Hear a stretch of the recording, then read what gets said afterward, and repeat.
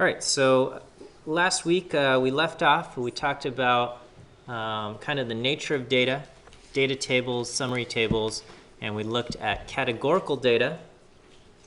So here's just a recap. So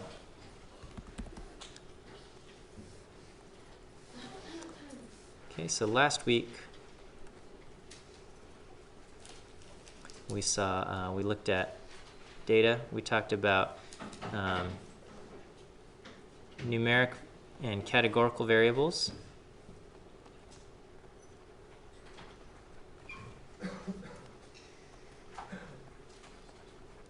And we talked about summary tables. And in this case, we had the frequency table for categorical data.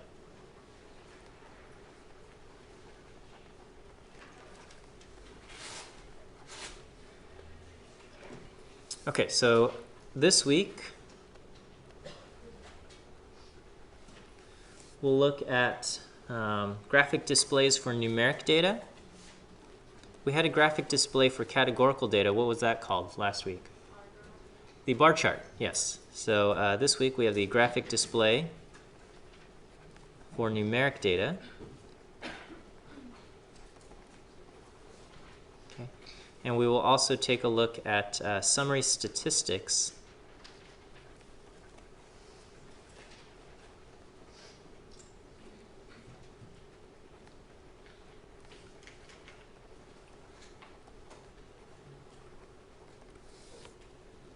for numeric data as well. Okay, so let's start off with a graphic display for numeric data. Okay, so just again, imagine we're talking about numeric data. So in a data table, how many rows will we have in a data table?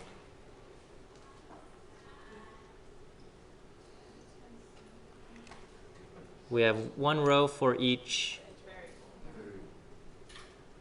not variable, no? One row for each observation. One row for each observation, okay?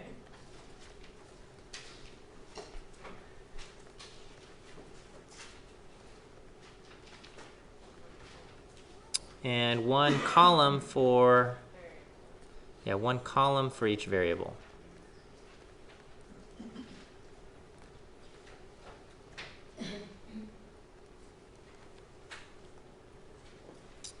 Okay, and so you can imagine having some kind of data table, many rows. Okay, and all we're going to do is we're going to just look at one variable. Okay, so we've got several columns here. All right, so whatever you got, name, age, blah blah blah blah blah blah. You've got it for a whole bunch of people. Okay. So all we're going to do is we're just going to look at one of these columns, and it's a numeric column. Okay, so for example, we're looking at the column age.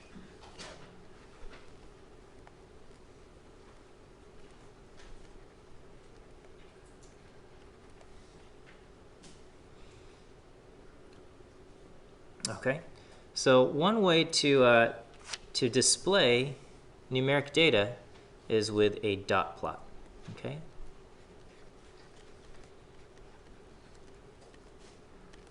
So a dot plot consists of a number line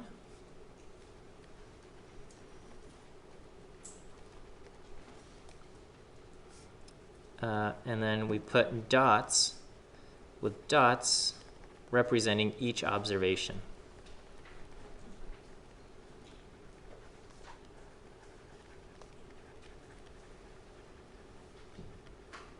Okay, so if this is our data table, I've got 5 observations, so my dot plot will have 5 numbers on it. Okay.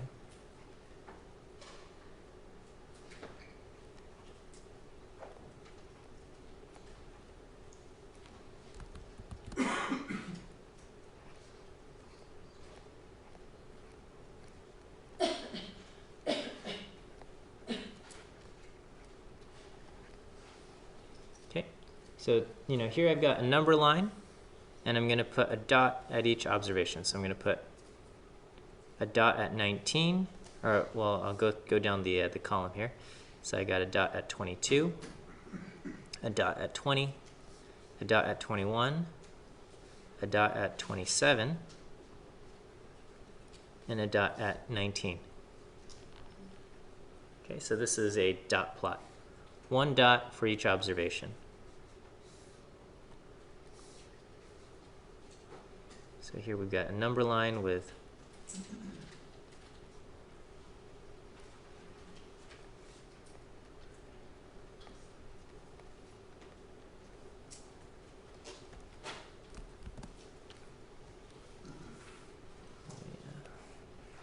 see this here.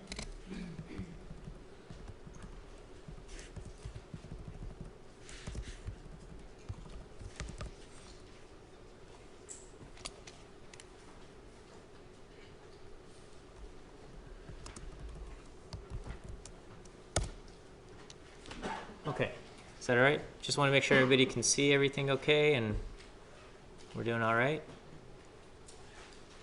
You're always welcome to sit closer to the front as well.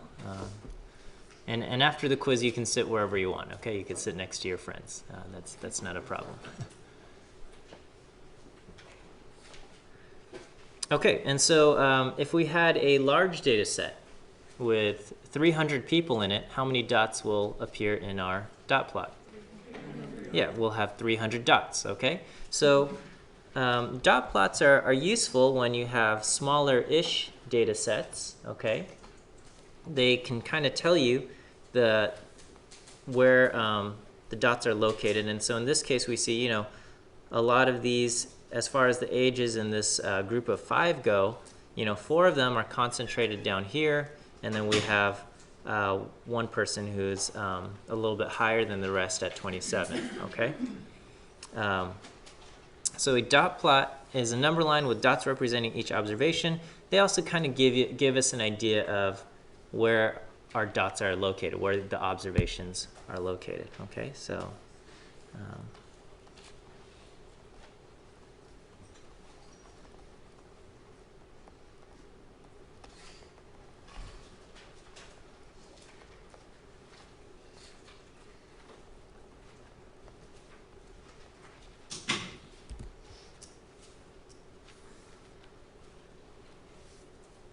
okay, let's take a look at another type of graphic display for numeric data. So I can continue on here. We'll make we could have another graphic display, another dot plot, and maybe I'll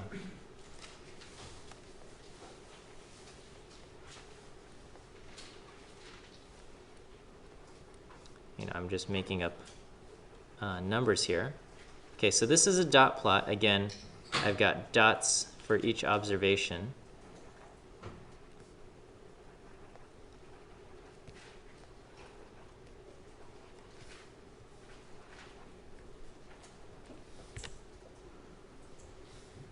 Okay, and so what do we see from this dot plot? Okay. So what are the most common values that appear according to the dot plot? Yeah, okay, so the most common values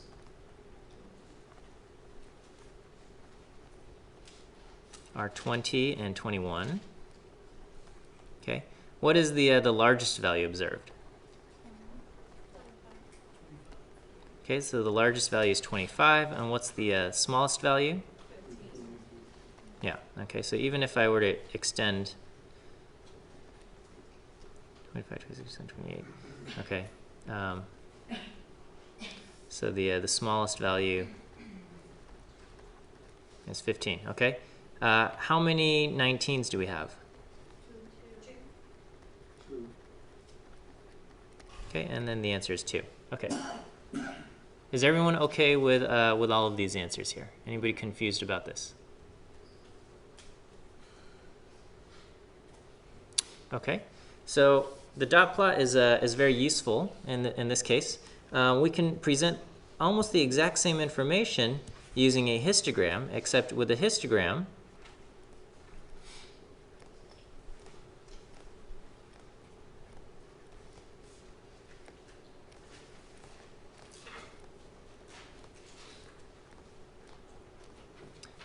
we'll have basically bars rather than dots, okay? And the height of the bar basically represents how many observations we have. So it's just kind of, so I have a box, I'm going to just represent the same exact information.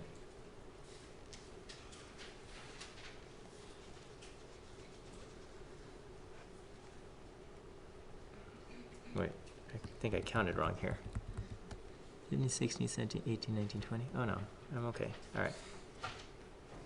15, 16.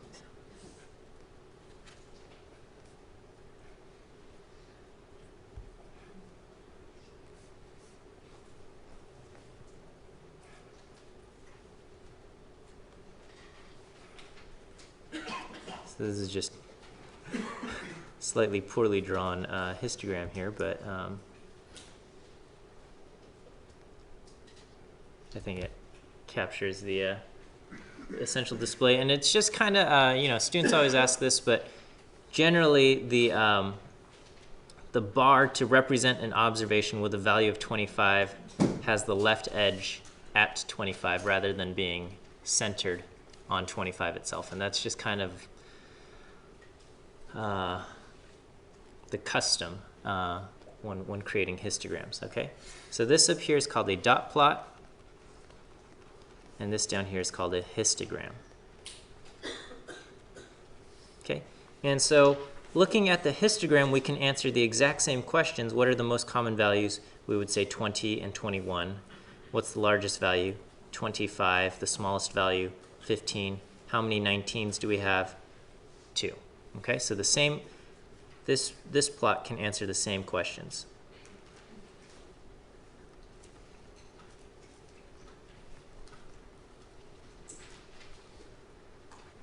Okay, it looks quite similar to a bar chart, but it's distinctly not a bar chart. Okay, so you know, a histogram versus a bar chart.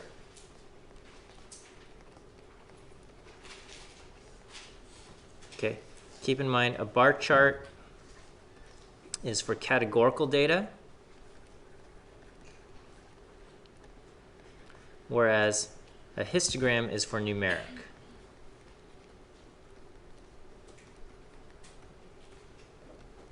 Okay, with a bar chart, the order of the bars can be rearranged. The order of the bars is arbitrary.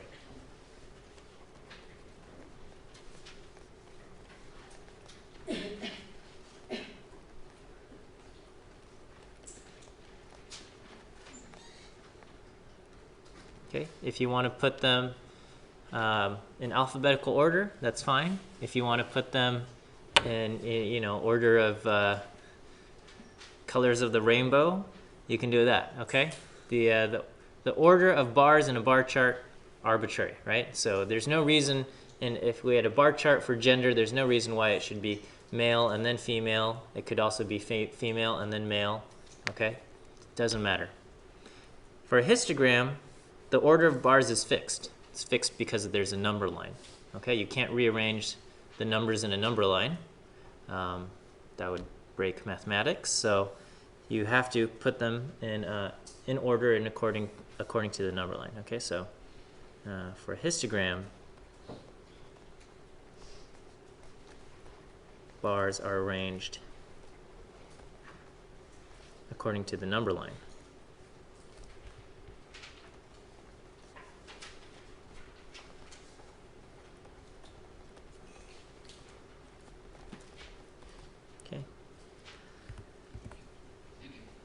Stylistically, with histograms, we generally don't put spaces between the bars, and with bar charts, we do leave a little gap between the bars, but that's like a stylistic choice that doesn't probably has less of an impact in terms of things. But as far as how the histogram works and how the bar chart works, this is what we have.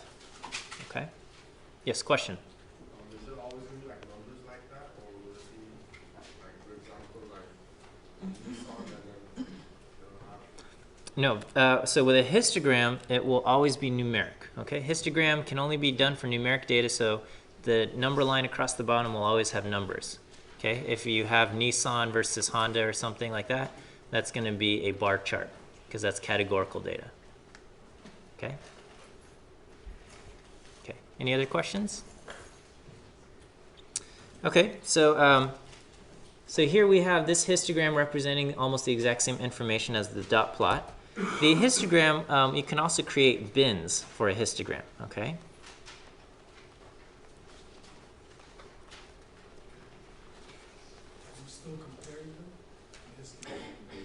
No, now I'm just talking more about histograms in general, okay? Can also be created using, quote, bins.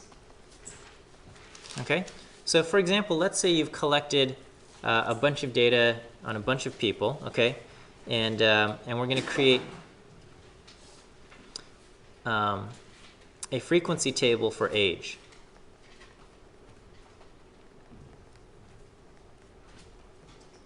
Okay. Now, if you have a lot of people, okay, if you've interviewed 300 different people, you might have 50 different ages represented, okay? There could be, you know, people who are 20, people who are 21, people who are 22, you know, people who are 41, 42, 43. You can have a lot of different ages represented if you've surveyed 300 people or something like that, okay? So we might not want a summary table with 50 rows in it, okay? We might prefer instead to create a summary table where we say how many people are in their 20s, how many people are in their 30s, how many people are in their 40s, things like that, okay? So in that case, we are creating bins for the age, okay? So frequency table for age, okay, we're gonna make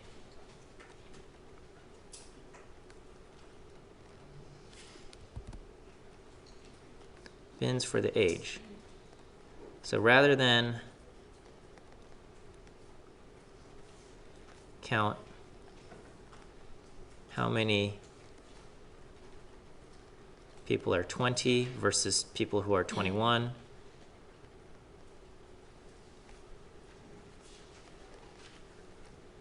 versus 22, etc. Okay, we will count how many people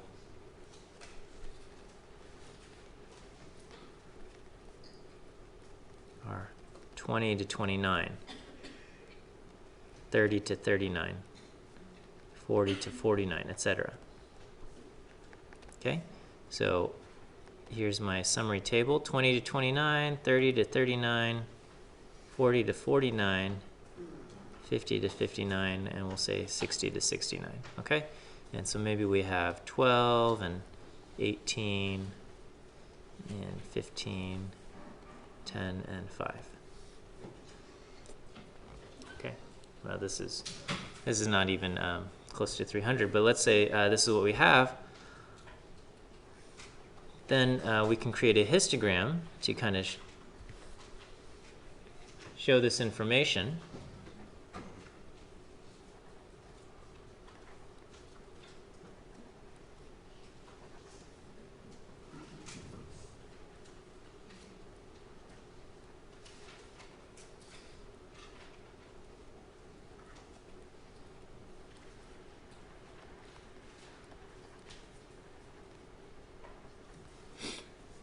And so the histogram will basically, the bars will be, the borders will show up at the kind of the left boundary of our age. So we've got the age and we have the frequency.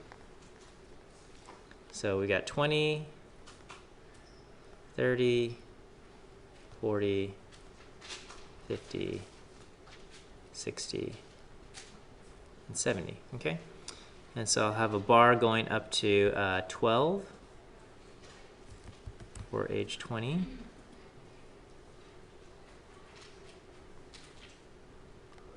This bar for 30 will go up to 18.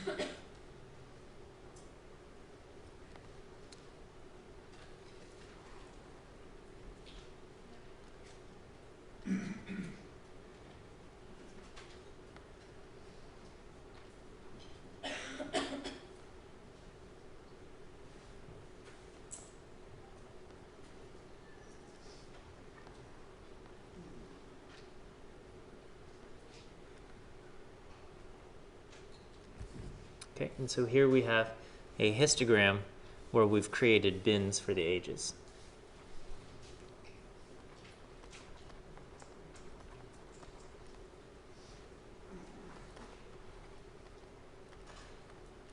Okay, and so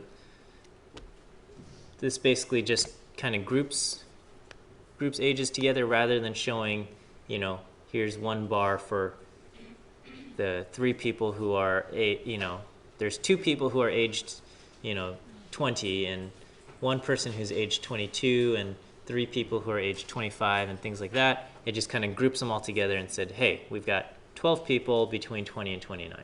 Okay, so you lose some of the fine detail, but maybe you're not so interested in all of that fine detail. All right.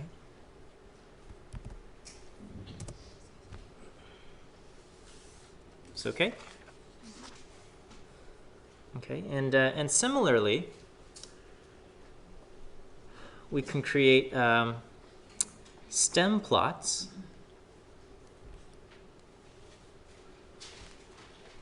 Can I flip to the next slide here? Okay. So stem plots are similar to kind of this grouped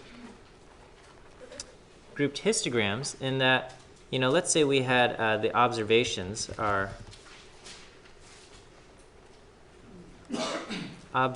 have the following ages.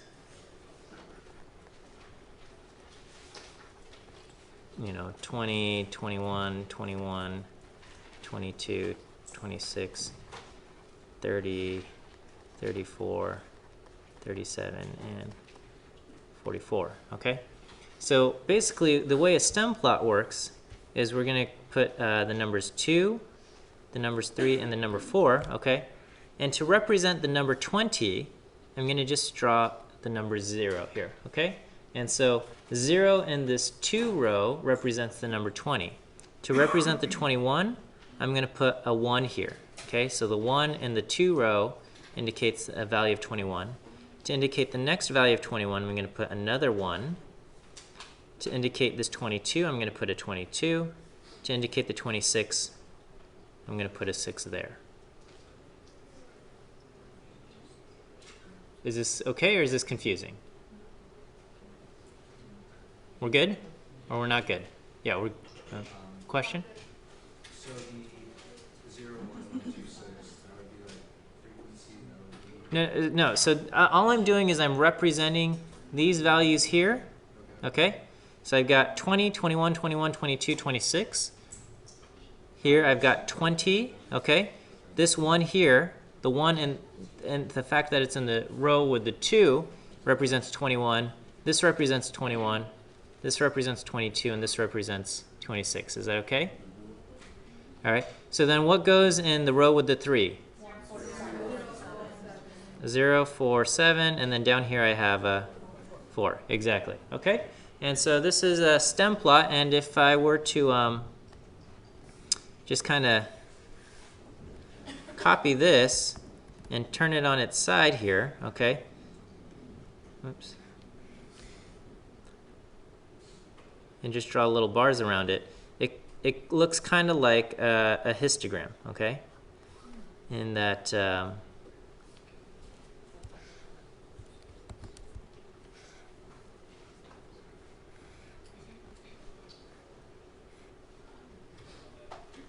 okay, so it's almost like a histogram, but without the bars, and it's you can actually see the individual values here. Okay. So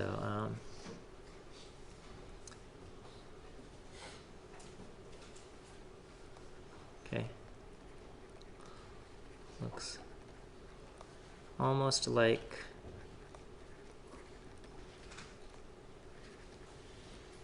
Histogram, okay. But without the bar outlines. Okay. You can also see individual values.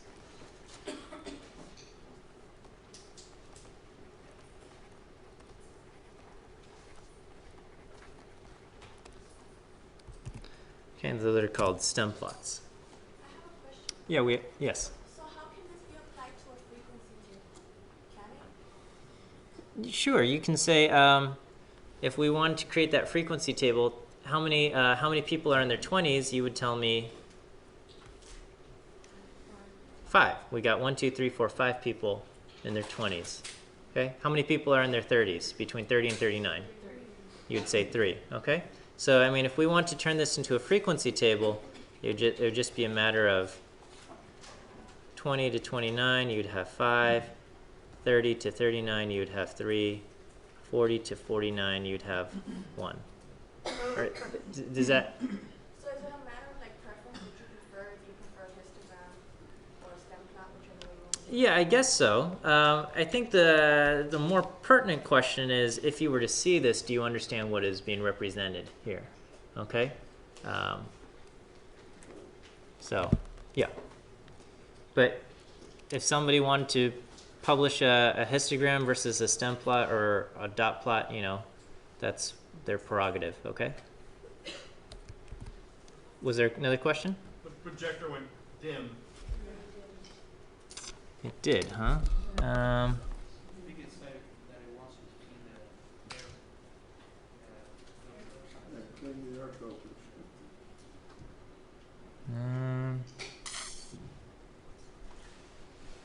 Okay.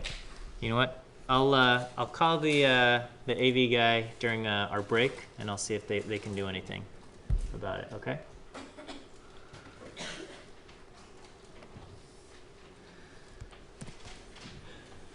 All right. Okay. So when we have this, you know, so here I'm gonna draw a histogram. So the projector said clean the air filter. Is that what it said? Something like that? Okay, so here I'm drawing a histogram. And so keep in mind that the histogram represents what kind of data?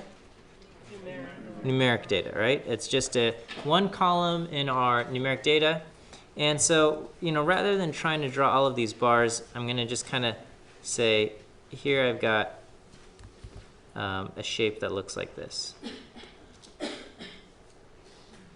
Okay. And so we would say the shape here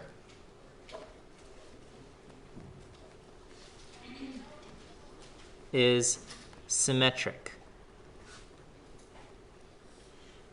Okay. And when I say symmetric, what that means is think of kind of where the quote middle is. And we'll talk exactly what middle means. But think about what it means to be in the middle. And so if we have a value here, is this value higher than the middle or lower than the middle?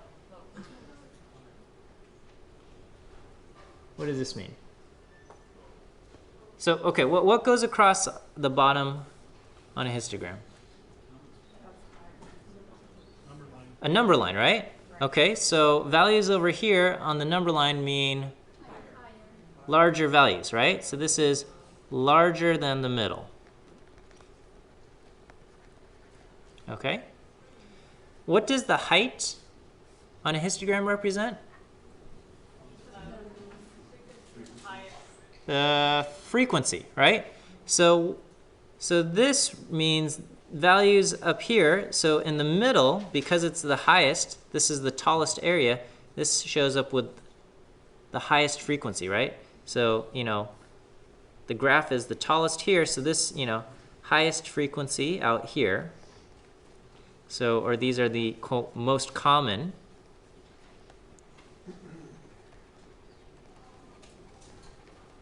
Okay. Values up here, larger than the middle, are they common or uncommon? Uncommon. Uncommon, and how do we know they're uncommon? because the graph here is low, right? So the graph here is low. So these values are uncommon.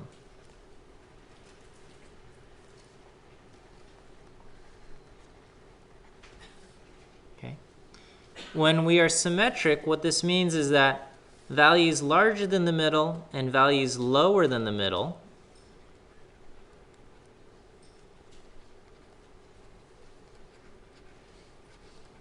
these are both about equally uncommon, okay?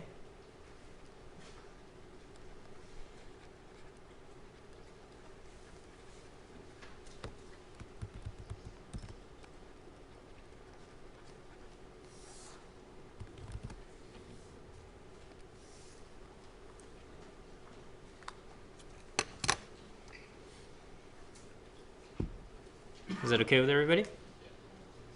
Okay.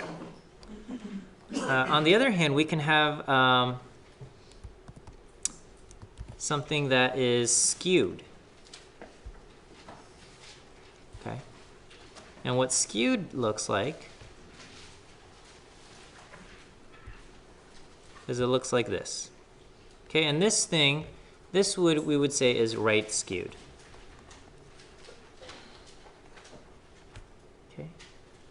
So here, our concept of middle would be, I don't know, somewhere around here. If we had to paint this shape, okay, and we want to split it where the area, like if you had a piece of land, okay, and you wanted to split this land in half between two people so that each side would get about the same amount of land, but you could only draw straight lines up and down. Where would you draw it? I don't know. Does this look like it's about fair? Would you have it more to the right or more to the left? I don't know. But I mean, we wouldn't draw it out here, right? Like we would not go, what's halfway in between here and draw it here, right?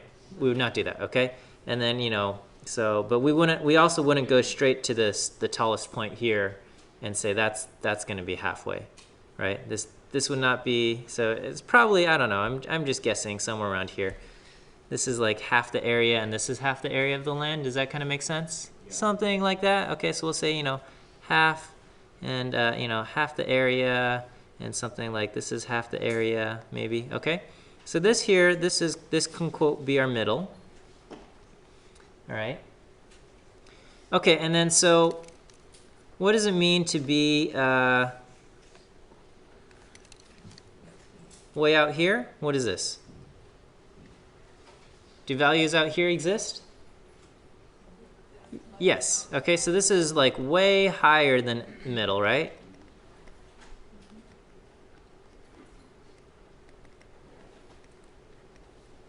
Okay. Not common, but they exist, right?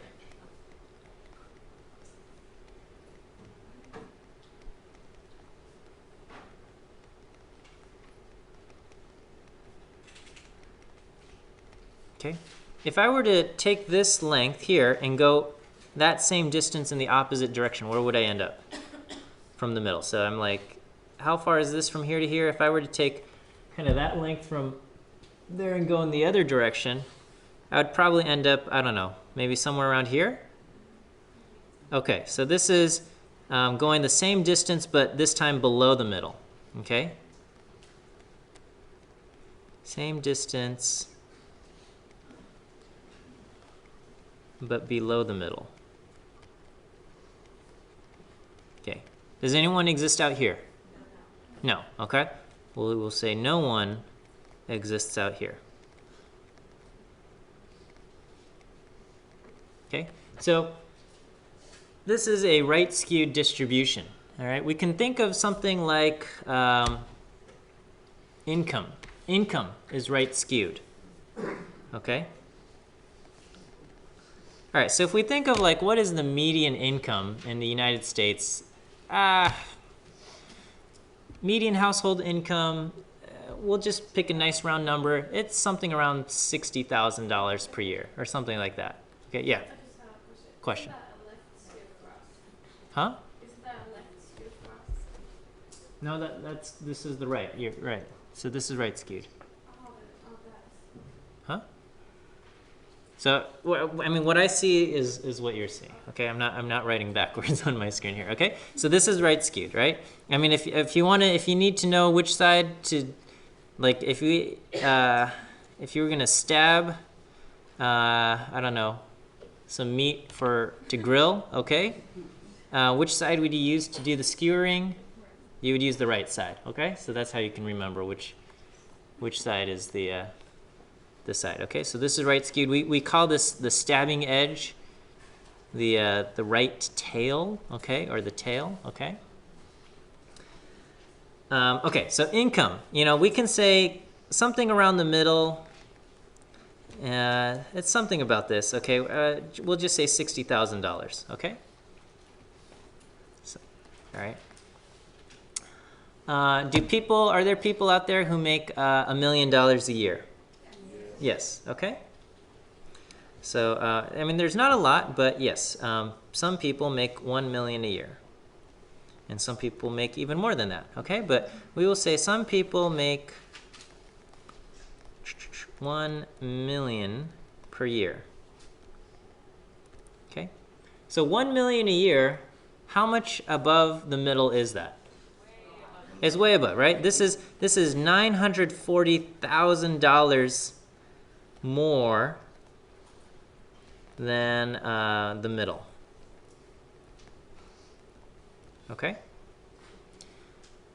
All right, if we were to go 940,000 below the middle, where would that take us? So I can do 60,000 minus 940,000. That takes me to negative 880,000, all right? So $60,000 minus 940,000 is equal to negative $880,000.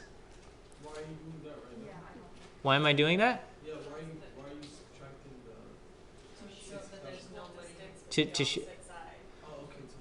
Yeah. So I mean, this is what. Okay. So all I'm saying is that here's the middle. This is $60,000, right?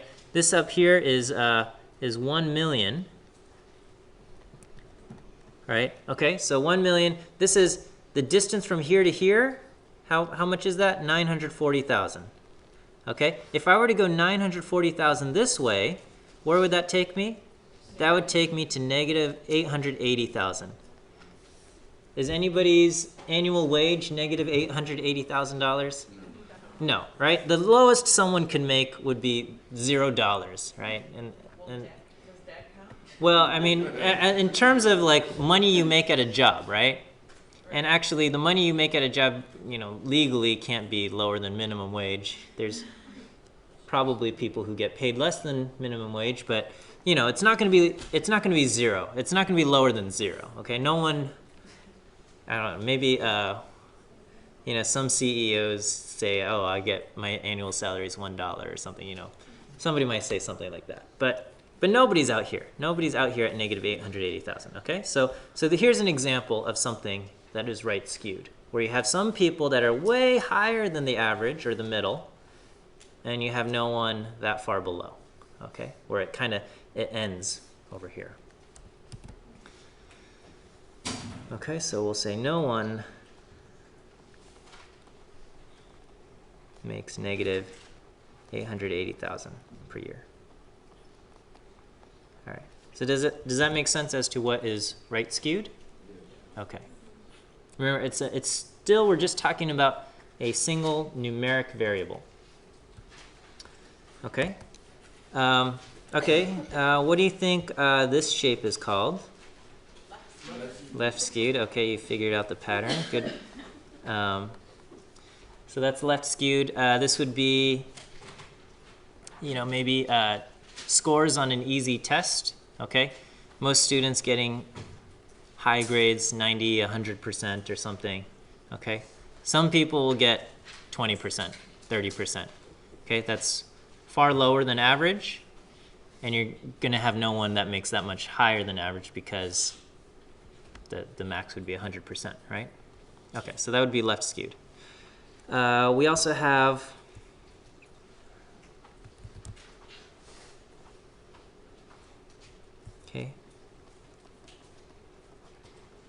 this is called uniform.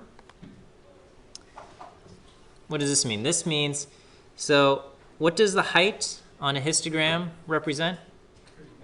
The frequency, okay? So this means all of the values show up with the same frequency.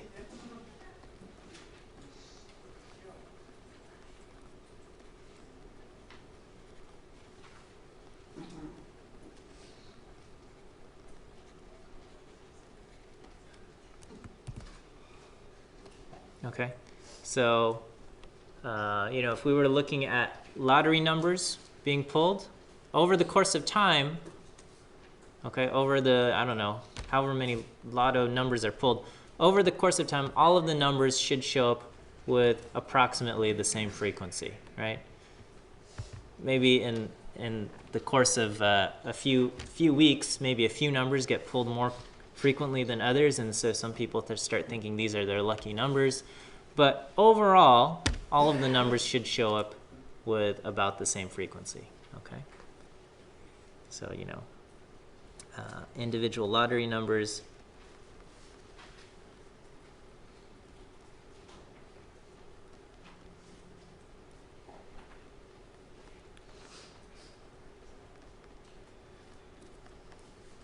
Oops.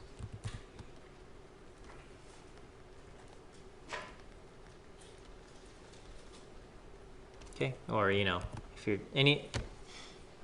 most of those games of chance in Las Vegas, like roulette, all of those numbers, there's 38 spots, 36 numbers, and a 0 and a double 0. They should all show up with the same frequency, okay, over time.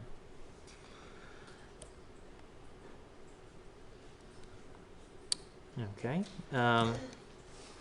We also have, when talking about shape, we've got this. This would be unimodal. Okay, meaning there's one peak or one hill.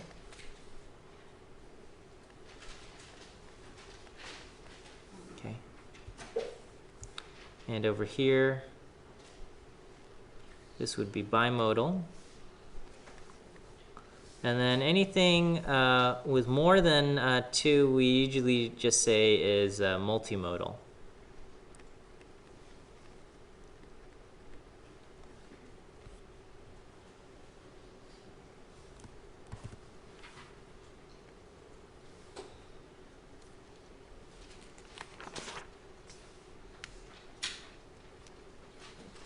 Okay, so if we're talking about a numeric variable, we can have a bimodal distribution.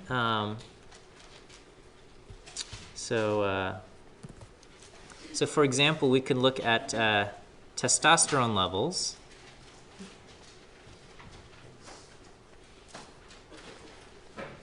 In people, okay? And so everybody produces testosterone in your body, okay? So everyone produces testosterone.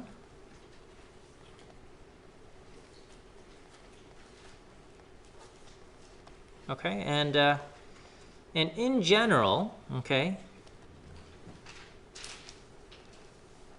people, in general, males produce more and females produce less.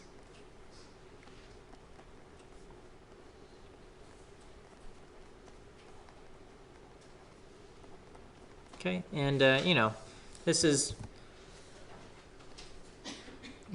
not to get into a discussion of gender dynamics or things like that, because I know life is more complicated than what these things can lead on. But overall, this is what happens. And if we were to just plot a histogram of all the testosterone levels that we might observe in a group of people, we might see something that looks like this, okay? And so over here, this value that is quite common, okay, because of the high frequency, this would be, quote, a common level of testosterone, okay, probably corresponds to typical testosterone level in males, okay? Can be thought of as typical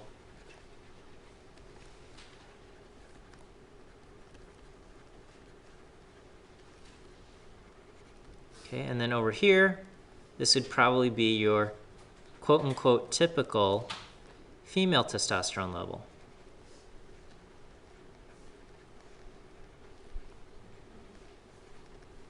Okay? And, you know, but not everybody produces the same amount of testosterone, and so that's why you see these hills, okay? So over here, probably most of the people in this hill are going to be male, and then you'll have people on this side representing people who have higher testosterone levels than most other males, okay? And this would be, over here would be probably females with lower testosterone levels than your quote-unquote typical female, okay? And then over here could either be, or, well, anywhere could be anybody, but, you know, somewhere around here is probably either a female with higher than average testosterone levels or a male with lower than average testosterone levels, okay? Something like that, right? Keep in mind, again, this is just a single numeric variable, just how much testosterone is present, and yet we would still see some kind of structure with a bimodal shape here. Questions?